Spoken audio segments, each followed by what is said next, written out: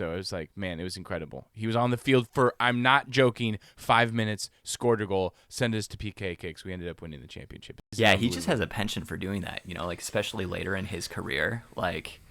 Dude was a goal scoring machine. Yeah, ruining Liverpool's dreams in 2018. Will Spurs make top 4? To dares to do. Absolutely. Nice. Yeah, there you go.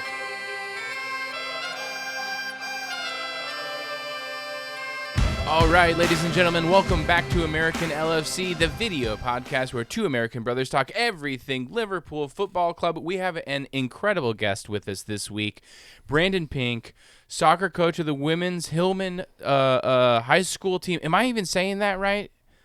I hope yeah, so. The Platteville Lancaster high school soccer program. Okay, great. Fantastic. We're so excited to have you. We have found out that you are in fact a Tottenham Hotspur fan, a London team. Just in case anybody is aware, that is not Liverpool Football Club. You support a different team, which we are currently not holding against you. And today we wanted to throw you to the wolves a little bit and give you an opportunity to tell our thousands, tens of thousands, hundreds of thousands of subscribers, listeners, and viewers, why should they and we be Tottenham Hotspurs fans?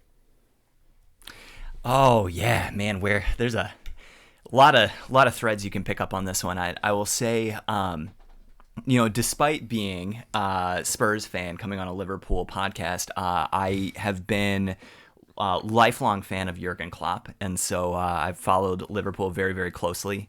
In his time here, but I think going back to your original question, Nate, I think Tottenham, to use the very stereotypical football hipster phrase, I think they're a really well-positioned club as a happy medium for any fan who's looking to get into the game.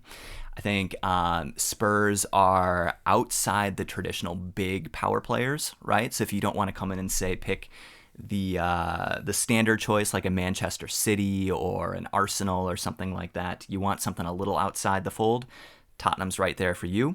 If you but at the same time, they have a lot of history of success too. One of the first English clubs to achieve success on a European stage.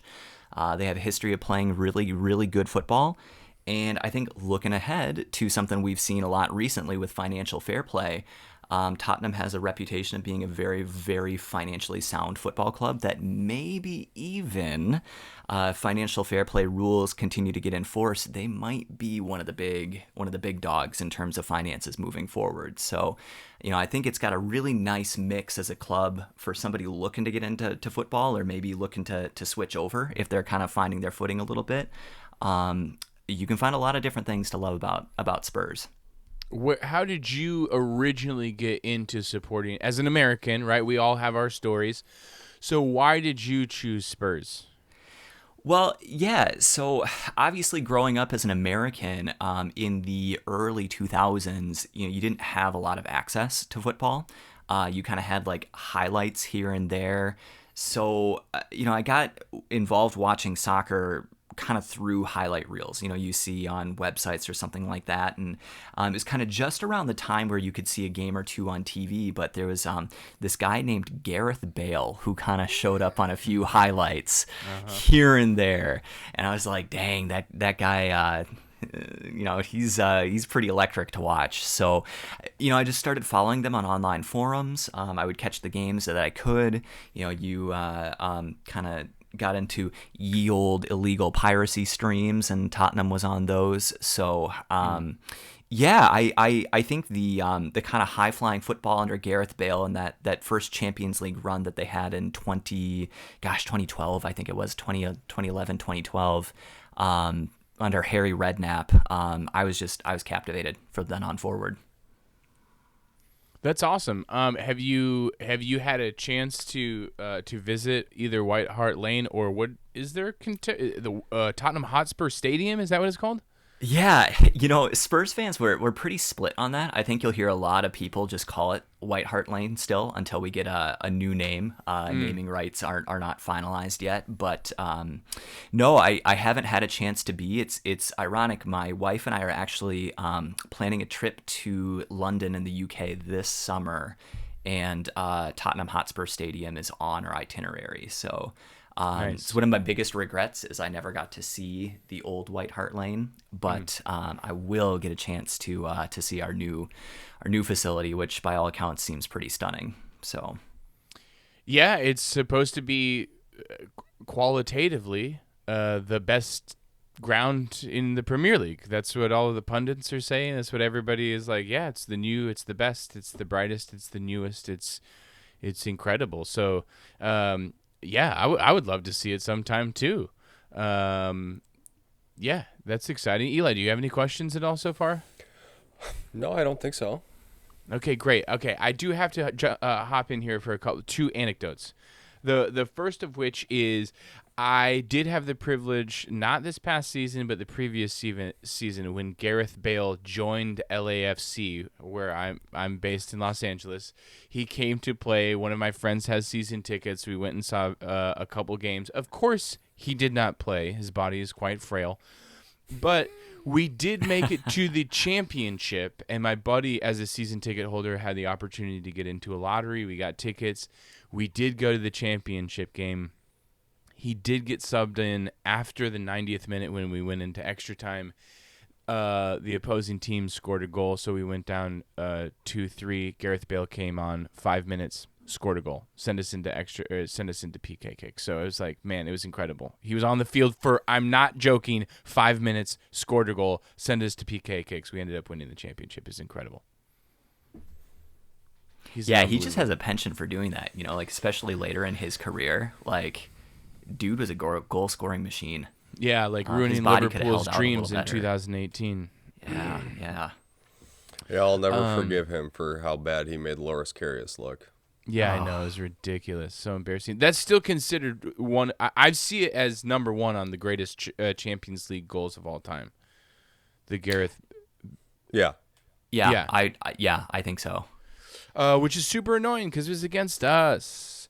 The other anecdote that I was going to say is one of the reasons why there is like a small part of my heart that is comfortable with Spurs existing in the Premier League against us is my wife is Argentine. Her family, her mother is originally from Buenos Aires, Argentina, and Spurs famously were the first English team to sign players from South America to Argentine players from the 78 World Cup winning side, and I believe they went on to win the FA Cup with those players while England was engaged in the Falkland Island Wars, which was quite an interesting controversy to have England paying and promoting Argentine players while they were at war with them. There's a really interesting 30 for 30 on those guys.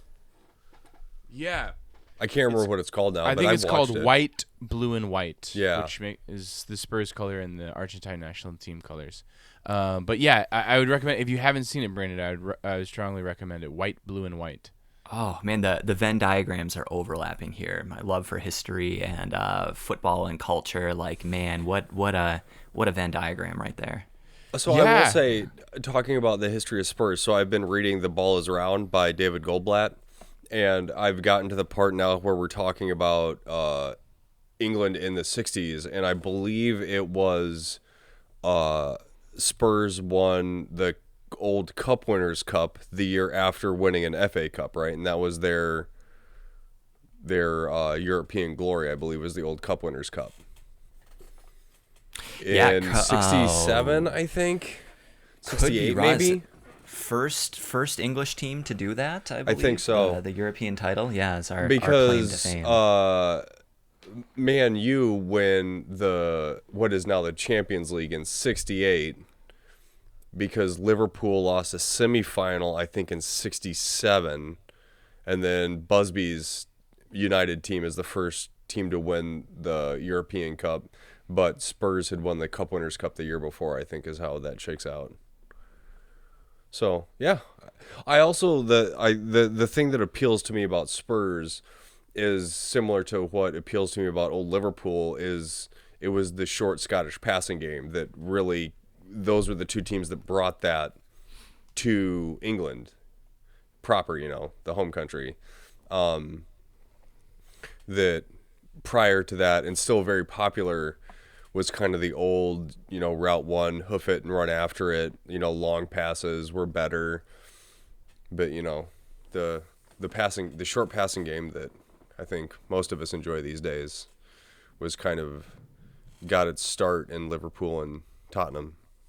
Yeah, that's so funny because you talk about that as a historical factor, and I think one of the things we as Spurs fans and as a club we've really found out over the last few years is that it's a part of our current DNA too. I mean, we saw the transition away from Pochettino into Mourinho, and a big thing that Daniel Levy, our chairman, kept talking about was the DNA of Tottenham, right? The to dare is to do is our motto. Kind of full-blown, balls to the wall attacking soccer. And then, we appointed Mourinho, a very, very defensive coach. And then we go into Conte, who also is a very defensive coach. And it has been a tough time the last 3 to 4 years. It feels like we've gotten away from our identity and our DNA as a club a little bit.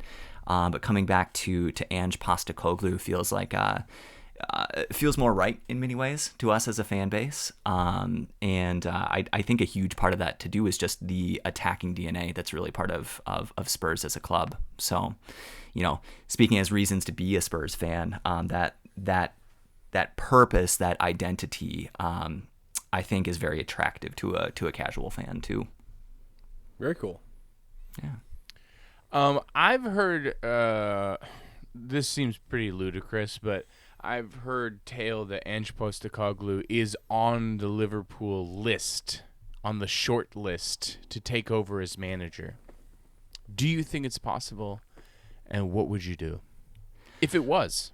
Yeah, well, I will say this. I based on his tenure at Spurs so far, if the pattern of Liverpool supporters goes anything like Tottenham's, I think the first several weeks will be like, who is this Ange guy? What's he all about? Definitely doesn't have a reputation as a terribly sexy coach coming up in, but man, his football is great. His media presence is incredible. The vibes that he brings to a club is really, really strong. So I think, in a universe where you miss out on somebody like a Xabi Alonso and you wind up getting an Ange Postecoglou, I think give him a shot because he's really done wonders at Spurs so far. Would you feel hard done by if he leaves?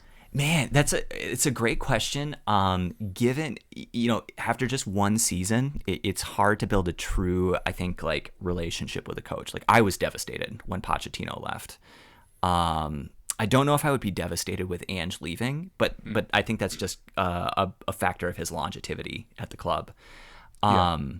He does have a reputation as a little bit of a club hopper. I think he started in Australia, kind of goes to Japan, to Asia, and from there kind of through winds up in Scotland and then at Spurs. So I don't think he's spent any more than 2 to 3 seasons at any one club. So it's hard to tell if that will be different at Spurs. But I will say when he has had Spurs firing, Ange Ball is something to watch. And that is a pattern you see with all the fan bases of his previous clubs, is people love him when he's gone, and the football they say is just incredible to watch. He reminds me of a Klopp a lot in that sense. Different systems, they're a little bit different, but the overall approach and the attitude is very similar. Nice. I also saw in the news recently about obviously Bayern dropped points this past weekend, which is a little bit Schadenfreude. Does it feel good? Does it feel good, or are you still bummed that your boy is probably not gonna pick up silverware at the easiest club to pick silverware up at? Oh man, definitely a little bit of Schadenfreude and a little bit of just sadness. I think Harry Kane he's the best striker I'm going to see at Spurs in my lifetime. Incredible striker, incredible competitor. I think there's definitely some Schadenfreude in the Spurs fan base right now. I think the season before he left, there were rumors that he was kind of coming and going. He had an interview kind of saying he wanted to go to Manchester City. So I think we saw the writing on the wall, and I think emotionally we had been preparing for his exit for a while. I have a bit of a hot take when it comes to Harry Kane and his exit. I think we might be better off as a team without him. I think Bayern Munich's starting to see that could be the possibility for them too.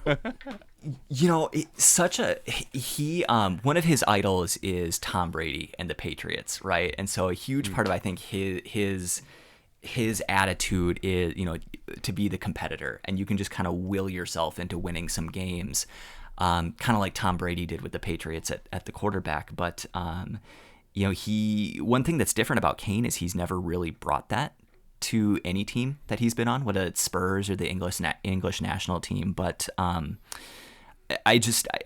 pick up a funny scent of just some odd disunity that he brings to dressing rooms where he goes to. And I don't know if he's like an especially sour or disruptive person. I think it's a weird vibe that he brings to the dressing room.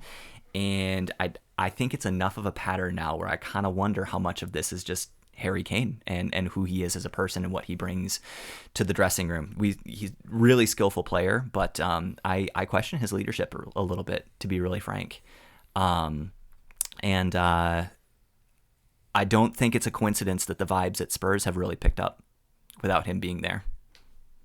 Dang, that is a hot take. That's a little bit of a hot take. Well, yeah, I like it. I have two kind of memes associated to this. I am going to bag on Tottenham for a second that I saw. Maybe the real trophies are the friends we made along the way. And the second one is, I told Nate about this, that I saw a picture, a meme on the socials that it said when Harry Kane, or Bayern Leverkusen, when Harry Kane tries to win a trophy, and it was a picture of the 0-2 Brazil World Cup team that just like dominated with like Dinho and CR9 and Rivaldo and all the dream team from Brazil, right? So I thought, that was pretty funny. But then I saw another great one that was Xabi Alonso with his arms crossed on the sideline, and Harry Kane holding the Bundesliga trophy, and it was like evaporating from his arms. So Aw. yeah, the socials have had a good time memeing on Harry Kane over this. So, well, hopefully what happens is Leverkusen wins this year. Alonso feels like he's accomplished the goal. He becomes Liverpool manager. All can be right in the Bundesliga for another 12 years before Bayern loses another season. You know what I mean? Okay, great. This has been very lovely. I'm and we'll talk to you all soon. Cheers. Thanks so much. all right, thanks. Thank you.